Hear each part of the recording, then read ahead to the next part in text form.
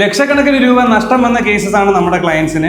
എന്താണെന്നല്ലേ, വീട് വെക്കുന്ന സമയത്ത് ആർക്കിടെക്ട് എന്നുള്ള രീതിയിൽ നമ്മൾ നന്നായിട്ട് വീട് ഡിസൈൻ ചെയ്യും. പക്ഷേ ഒരു ടേബിളൊക്കെ കൊടുത്ത് ഡീറ്റെയിൽ ഡ്രോയിങ് ഇതാണ് ചേട്ടാന്ന് പറഞ്ഞൊരു കാർപ്പൻറ്റർക്ക് നമ്മൾ കൊടുക്കുമ്പോൾ അയാൾ കണക്ക് കൂട്ടി പ്രോപ്പറായിട്ട് തടി മുറിച്ചില്ല എന്നുണ്ടെങ്കിൽ 40-45% ഒക്കെ നിങ്ങൾ വിറകായിട്ട് പോകുന്ന ഒരു സിറ്റുവേഷൻ ആലോചിച്ച് നോക്കിയാൽ നല്ല നഷ്ടമായിരിക്കും വരിക. അങ്ങനെ ഏകദേശം 3 പ്രൊജക്ട്സിൽ വന്നിട്ടുണ്ട്. ശരിക്കും നിങ്ങൾ ചെയ്യേണ്ടത് നല്ലൊരു കാർപ്പൻറ്റർക്ക് വർക്ക് ഏൽപ്പിക്കുക എന്നുള്ളതാണ്. നമ്മുടെ ഭാഗത്തു നിന്ന് ഡീറ്റെയിൽഡ് ആയിട്ട് ഡ്രോയിങ്സ് തന്നു കഴിഞ്ഞാൽ എത്ര ആളുകൾക്ക് പഠിപ്പിച്ചു കൊടുത്തെന്ന് പറഞ്ഞാലും ടെക്നിക്കലി കേപ്പബിൾ ആയിട്ടുള്ള പേഴ്സൺ ഇല്ല എന്നുണ്ടെങ്കിൽ നമുക്ക് ആ പ്രശ്നം വരും. ഞാൻ ഈ കാണിക്കുന്ന ഒരു ഇമേജ് കണ്ടോ, ലെഫ്റ്റ് സൈഡിൽ ഇതാണ് അവർ ശീലിച്ച് വന്നിട്ടുള്ള വിൻഡോസ്.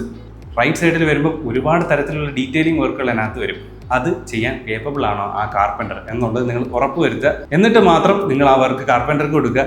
ഇതേ കണക്ക് ഒരു ആർക്കിടെക്റ്റിനെ ഇൻവോൾവ് ചെയ്യുമ്പോൾ പല സ്റ്റേജസിൽ നിങ്ങൾ കേപ്പബിൾ ആയിട്ടുള്ള പേഴ്സൺസിനെ ഇൻവോൾവ് ചെയ്യിക്കുക.